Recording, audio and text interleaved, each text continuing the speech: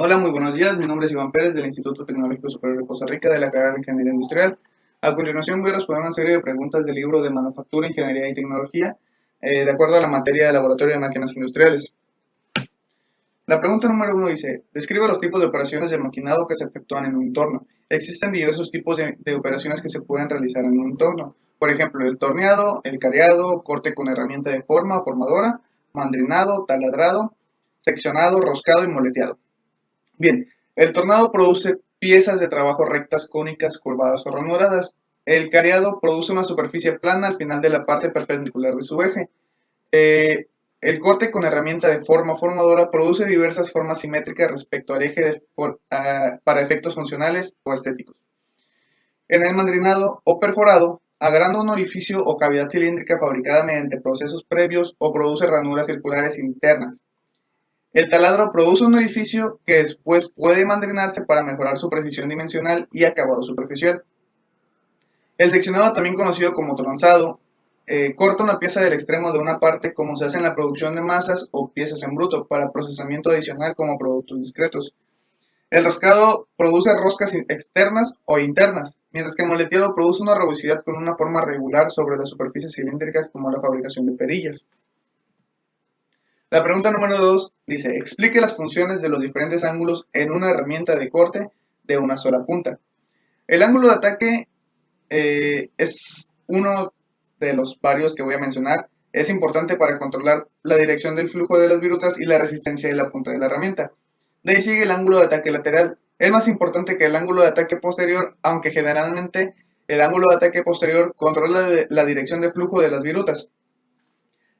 Tenemos el ángulo de filo de corte, que este afecta la formación de las virutas, la resistencia de la herramienta y las fuerzas de corte en varios grados. Por lo general son alrededor de 15 grados lo que afecta.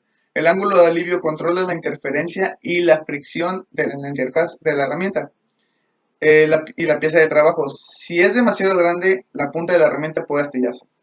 Por último tenemos el radio de punta, que este afecta el acabado superficial y la resistencia de una punta de la herramienta. Cuanto más pequeño sea el radio, el acabado superficial de la pieza de trabajo será más rugoso y la resistencia de la herramienta será inferior. La pregunta número 3 dice, ¿por qué el mandrinado y el macholado en un torno pueden ser operaciones difíciles? Bueno, en el mandrinado, cuanto mayor es la relación de longitud a diámetro del orificio, más difícil será mantener las dimensiones por las deflexiones de la barra de mandrinado debido a las fuerzas de corte, así como la mayor tendencia a la vibración y el traqueteo. Mientras que en el macholado es una operación difícil debido a que producen perfiles circulares, tanto externos como internos, y que debido a la naturaleza tridimensional, esas operaciones, el movimiento de las virutas y su control son unos factores que se pueden considerar. La remoción de virutas puede ser un problema significativo, ya que puede hacer que se rompa la herramienta. La pregunta número 4 dice, ¿cómo se determina la vida útil de la broca? Bueno, la vida útil de la broca, como la vida de un machuelo, se mide generalmente por el número de orificios taladrados antes de desafilarse. O también se pueden utilizar otras técnicas como la supervisión de vibración y de emisiones acústicas que genera la broca al momento de estar taladrando. La número 5 dice, describa la diferencia entre un apoyo fijo y un apoyo deslizable y decir una aplicación para cada uno de ellos. Bueno, los apoyos fijos se sujetan directamente sobre las guías del torno y una de sus aplicaciones puede ser en el apoyo para guías de avance, mientras que los apoyos deslizables se sujetan directamente sobre el carro y avanzan con este. Una de sus aplicaciones puede ser el apoyo para hacer piezas mecanizadas en el refrentado. La pregunta número 6 dice, explique cómo se cortan las roscas externas en un torno. Bueno, la herramienta de corte cuya forma depende del tipo de roscar a cortar se monta en un sujetador y se mueve a lo largo de la pieza de trabajo con el tornillo de avance en el torno. Este movimiento se logra mediante el acoplamiento de una tuerca en el interior del tablero del torno. Y por último tenemos, ¿cuál es la diferencia entre un orificio ciego y un orificio pasado? ¿Y cuál es su significado? Bueno, la diferencia que existe entre el orificio ciego y el orificio pasado radica en que las roscas internas en los orificios ciegos deben tener un tramo sin roscar en la parte inferior, mientras que en los orificios pasados pueden estar roscados por completo.